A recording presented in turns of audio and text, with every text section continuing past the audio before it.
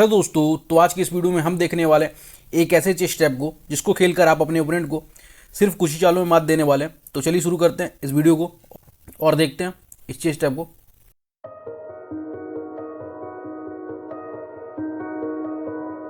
तो स्टेप की शुरुआत होती है E4 से और फिर ब्लैक C5 खेलता है सिसिलियन डिफेंस, और इसके बाद से वाइट B4 खेलता है और ब्लैक के C5 प्यादे को ऑफर देता है कि वो इस B4 वाले प्यादे को कैप्चर करे। तो यहाँ ब्लैक वाइट के इस B4 वाले प्यादे को कैप्चर ना करते हुए E6 खेलता है और अपने बिशप के लिए इस लाइन को ओपन करता है।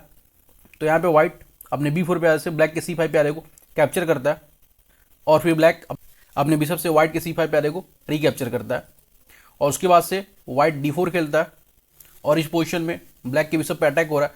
तो ब्लैक अपने बिशप को D6 खेलता है और फिर वाइट अपने नाइट को डेवलप करता है F3 पे, और ब्लैक अपने B8 नाइट को C6 खेलता है और इसके बाद से वाइट C3 खेलता है, और यहाँ ब्लैक अपने दूसरे नाइट को E7 मूव करता है जिससे कि वो अपने किंग को कैसल कर सके। तो उसके बाद से वाइट बिशप D3 खेलता है।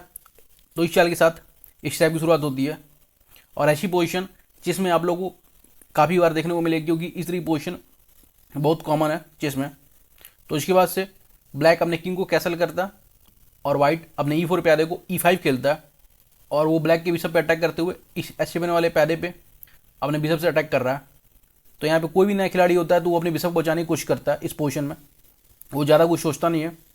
तो यहाँ ब्लैक अपने बिशप को पीछे लेके जाएगा। तो यहाँ ब्लैक खेलता है बिशप C7, और यहाँ पे इसी चाल काम को वेट करना है कि ब्लैक अपने बिशप को बचाने की कोशिश करे, उसे पीछे लेके जाए, और उसके बाद से वाइट को अपने बिशप को सेक्रीफाइस करना है इस पोजीशन में।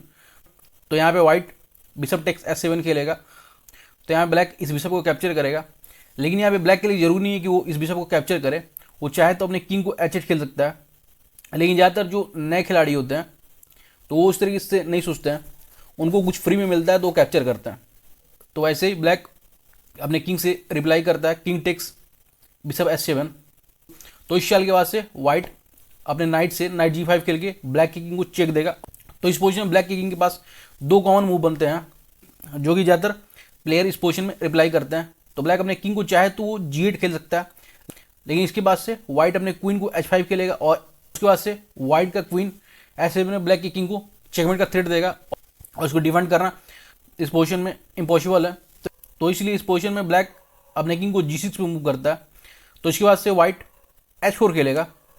तो इस पोजीशन में ब्लैक अपने नाइट को सेक्रीफाइस करता है, क्योंकि इस पोजीशन में ब्लैक को लगता है कि वो अगर अपने नाइट को सेक्रीफाइस करता है तो उसके बाद से वाइट अपने D4 प्यादे से इस नाइट को कैप्चर करेगा E5 पे, और फिर ब्लैक अपने बिशप से इस E5 वाले प्यादे को कैप्चर कर लेगा, और इसके बाद से ब्लैक का किंग इस पोजीशन में सेफली बच सकता है।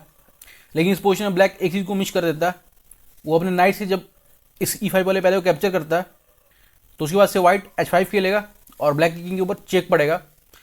तो इस पोजीशन में ब्लैक की किंग के पास दो खाने हैं जहाँ पे वो अपने किंग को सेफली मूव कर सकता है F6 और F5। तो ब्लैक अगर अपने किंग को F6 खेलता है इस पोजीशन में, उसके बाद से वाइट नाइट H7 चेक देगा ब्लैक की किंग को, और फिर ब्लैक अपने किंग को इस साइड नहीं ले आ सकता, तो उसके पास एक ही खाना है, वो अपने किंग को F5 खेले। तो जैसे ही ब्लैक अपने किंग को F5 मूव करेगा तो वाइट G4 खेलेगा। तो यहाँ ब्लैक की किंग के पास एक खाना है जहाँ खुद को मूव करता है E4। तो उसके बाद से वाइट अपने D4 प्यादे से इस नाइट को E5 पे कैप्चर करेगा सबसे पहले, क्योंकि इस चाल के पीछे वाइट का एक मकसद है कि ब्लैक अपने किंग को इस साइड ना मूव कर सके, ब्लैक किंग को इस लाइन पे ही रहना पड़े। तो इस पोजीशन में ब्लैक के पास कुछ चालें हैं जो कि वो खेल सकता है, जैसे कि वो अपने किंग से इस E5 वाले प्यादे को कैप्चर कर सकता है, लेकिन उसके बाद से वाइट क्वीन D4 चेकमेट कर देगा ब्लैक की किंग का। तो ये जो मूव है ब्लैक के लिए बेहतर नहीं है। तो यहाँ ब्लैक चाहे तो अपने बिशप से इस E5 वाले प्यादे को कैप्चर करता है, लेकिन इसके बाद से वाइट F3 खेलेगा और यहाँ पे ब्लैक की किंग का चेकमेट होगा। तो इन दोनों मूव को छोड़कर अगर ब्लैक कोई और मूव खेलने की कोशिश करता है, जैसे कि इस पोजीशन में ब्लैक अपने नाइट को D5 खेलता है, तो सबसे पहले वाइट अपने क्वीन को D4 पे लेके जाएगा, जिससे कि वो ब्लैक की किंग को इस साइड मूव करने से रोक सके, क्योंकि ब्लैक की किंग के पास E5 वाले प्यादे को कैप्चर करने का मौका है और ब्लैक उसको कैप्चर करके अपने किंग को इस साइड मूव करता है। तो इसलिए इस पोजीशन में वाइट अपने क्वीन को D4 खेलता है सबसे पहले, और इस पोजीशन में ब्लैक किंग के पास सिर्फ एक खाना है जहाँ पे खुद को मूव करता है किंग F3। तो उसके बाद से वाइट क्वीन D3 खेलेगा, और इस पोजीशन में ब्लैक किंग के पास दो मूव्स बनते हैं, वो चाहे तो अपने किंग को G2 में मूव करता है और वाइट के रुक पे अटैक कर सकता है, या फिर वो इस G4 वाले पहले को कैप्चर करता है। तो अगर ब्लैक अपने किंग को G2 या G4 खेलता है, मान ली इस पोजीशन में ब्लैक अपने किंग से G4 वाले पहले को कैप्चर करता है, तो उसके बाद से वाइट क्वीन H3 खेलकर ब्लैक की किंग का चेकमेट कर देगा, क्योंकि ब्लैक के किंग के पास और कोई अदर ऑप्शन नहीं था इस पोजीशन में। और अगर वो अपने किंग को G2 में मूव करता तो ब्लैक की किंग का चेकमेट ही होता। तो गेम को थोड़ा पीछे लेके चलते हैं। तो यहाँ पे हमने बात किया था कि ब्लैक के पास F6 और F5 वाली मूव है। तो ब्लैक अगर अपने किंग को F6 खेलता है तो उसके बाद से ब्लैक के किंग का गेम खत्म हो जाएगा, जो कि आपने अभी देखा कि ब्लैक के किंग का चेकमेट हो जाएगा। तो ये जो चाल है ब्लैक के लिए बेकार है तो इस पोजीशन में। तो यहाँ पे ब्लैक इस पोजीशन में जैसे ही वाइट H5 चेक देता है ब्लैक की किंग को, तो ब्लैक अपने किंग को F5 खेलता है ज़्यादातर चांसेस में। तो उसके बाद से वाइट G4 खेलता है और ब्लैक किंग के ऊपर चेक पड़ता है। तो इस पोजीशन में ब्लैक किंग के पास कोई भी ऑप्शन नहीं बनता। तो यहाँ ब्लैक अपने नाइट टेक्स G4 खेलता है। तो उसके बाद से वाइट क्वीन F3 ब्लैक की किंग को चेक देता है। तो ब्लैक की किंग के पास एक ही ऑप्शन है कि वो अपने बिशप को F4 खेले। तो उसके बाद से white queen takes bishop F4 खेलता है और इस पोजीशन में ब्लैक की किंग का चेकमेट हो जाता है। तो ज़्यादातर पॉसिबिलिटी इस पोजीशन में यही होती है कि ब्लैक अपने किंग को F5 पे मूव करेगा। तो इस तरीके से आप अपने ओपोनेंट का इजीली चेकमेट कर सकते हैं।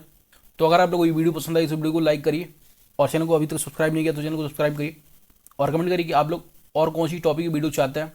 तो उस टॉपिक में वीडियोज़ लाने की कोशिश करूँगा। धन्यवाद दोस्तों।